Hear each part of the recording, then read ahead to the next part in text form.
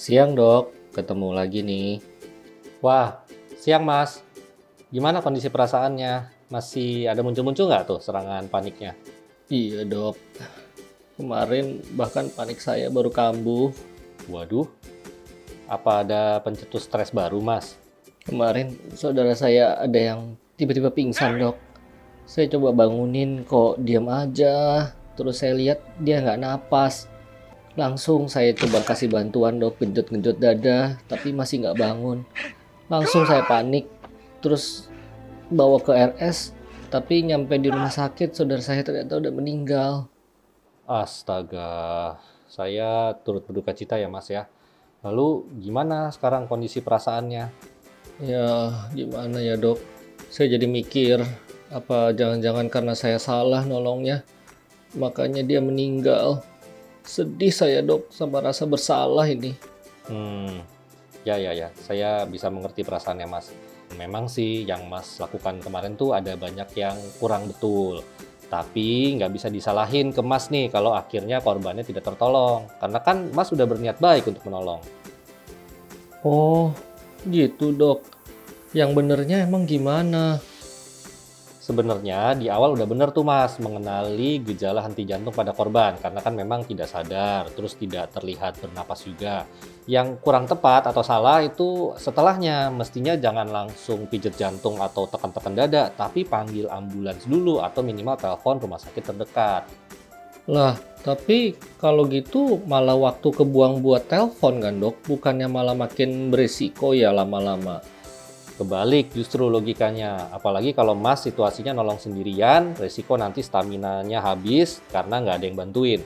Nah kalau langsung dibawa ke RS juga, apalagi ini jalanan seringnya macet gitu ya, malah nanti yang ada jantungnya berhentinya lama, nggak dapat aliran darah, mana nggak napas, nggak dapat oksigen, makanya banyak korban udah terlanjur meninggal di jalan, jadi nyampe RS sudah nggak bisa diapa-apain. Walah, bener juga ya dok. Cuma ya gimana? Saya kan panik, nggak kepikiran dok. Ya, bisa dimengerti. Makanya sebenarnya penting nih untuk tiap orang dapat pelatihan bantuan hidup dasar, misalnya di sekolah atau di tempat kerja. Karena pompa jantung juga tekniknya nggak sembarangan loh, Mas. Lah, bukannya tinggal tekan-tekan dadanya aja dok. Waduh, nggak sesimpel itu. Nomor satu, memang buka pakaian korban tuh udah betul, karena kan kita harus lihat lokasi penekanan ya. Lalu ini diraba, ada tulang dada di tengah yang keras nih. Kemudian tempat nekannya tuh di dasar pergelangan tangan kita ya, menumpunya ya. Itu kita numpunya di setengah bagian bawah tulang dada yang keras. Bagusnya nih, posisi kita tuh berlutut di samping dada korban. Kemudian sangat penting ya, posisi lengan nih lurus gitu ya. Jadi ini nggak boleh nekuk ya. Dan gerakan pompa tuh bukan sikunya nekuk-nekuk begini, tapi badan kita yang naik turun gitu ya. Walah, ribet juga ya dok. Betul Mas, selain itu kecepatan pompanya juga nggak boleh pelan, tapi juga nggak boleh kecepatan. Disarankan dari penelitian tuh 100 sampai 120 kali tekanan dalam 1 menit. Nah, untuk memandu kecepatannya boleh nih sambil kita pompa, misalnya ngomong 1001, 1002, 1003, 1004, 1005, dan seterusnya.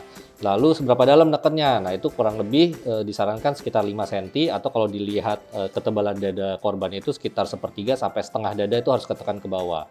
Terus pastiin juga habis neken dibalikin lagi, jadi dadanya kembali lagi ke posisi awal ketika habis penekanan supaya jantungnya bisa keisi darah untuk dipompa lagi. Lah, kalau kayak gitu saya ngebayanginnya baru bentar aja udah ngos-ngosan dong. Apalagi kalau sampai 10 menit pompa sendirian. Tuh, Mas aja yang superhero bisa ngos-ngosan, apalagi orang biasa. Makanya penting memang untuk panggil bantuan di awal sebelum pompa jantung dilakukan. Ya, ya bener juga dok. Terus kapan kita kasih napas kalau gitu dok? Untuk napas, bila memungkinkan apalagi ada dua penolong, boleh nih dikasih napasnya dengan cara teknik pencet hidung, terus kepalanya ditengadahkan, angkat dagunya, ya mulutnya agak dibuka sedikit. Pola kasih napasnya ini tiap kali dilakukan 30 kali pompa jantung, dikasih napas 2 kali. Terus niupnya tuh nggak usah kenceng-kenceng niupnya ya, asal dada udah kelihatan keangkat, korbannya itu sebenarnya napasnya udah masuk. Nah, kesempatan untuk memberikan napas itu nggak boleh lama-lama, cuman paling ya 3-4 detik aja ya, selang 1 detik tuh antara setiap kali napas gitu ya. Karena harus langsung dilanjutkan pijat jantungnya. Cuman kalau nggak ada penolong lain, apalagi korban ini misalnya nggak kenal, nggak tahu punya penyakit apa, ya sebenarnya sih saat ini Untuk penolong awam tidak diwajibkan banget untuk kasih napas, utamanya pijat jantungnya harus dilakukan, kecuali ada penolong lebih banyak ya. Nah, misalnya ambulansnya nggak datang-datang nih dok. Sampai kapan mijet dadanya dok kalau masih nggak respon?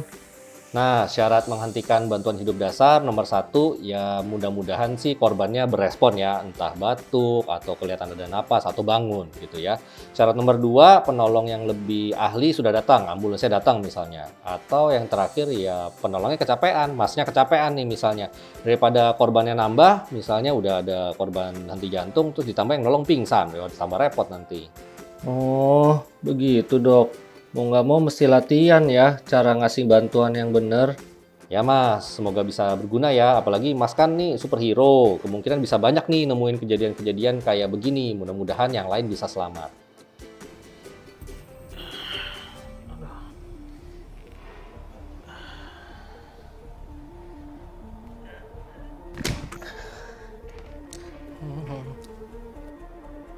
Will, Will, Will, Will, William jatuh nggak sadar panggil ambulans Ya ampun, William. Iya, gue panggil ambulans bentar.